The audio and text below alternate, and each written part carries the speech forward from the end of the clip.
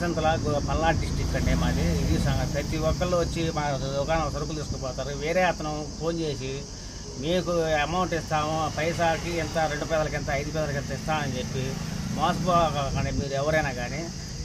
ఏం జరిగింది అసలు? డబ్బులు ఎలా మోసపోయారు? అతనే ఫోన్ చేసి మీ కాడ కాయిన్స్, పాత కాయిన్స్ ఏమైనా ఉంటే చెప్పండి, మేము డబ్బులు తీసుకొచ్చి మీకు ఇస్తాము. అయ్యేసరికి 1400 రూపాయలు ఫోన్ పే చేసామండి. 1400 చేసిన తర్వాత ఇదిగో వస్తున్నాం, అదిగో వస్తున్నాం, ఆయన మెసేజ్లు మొత్తం ఉన్నాయి మా కాడ. మామూలుగా ఇదిగో వస్తున్నాం, అదిగో వస్తున్నాం అని చెప్పి ఏ రోజు రావట్లేదు, చేయట్లేదండి. ఏ రోజు బయట మెసేజ్లు ఉన్నాయి. ఆయన నెంబర్ వచ్చేసరికి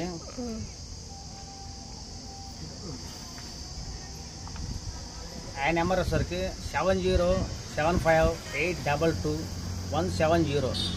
వాళ్ళ ఆడవాళ్ళు వచ్చేసరికి 9133031416. గూగుల్ పే కొట్టమంటాడు. వీళ్ళు ఎక్కడ ఉంటారో మీకు తెలుసా?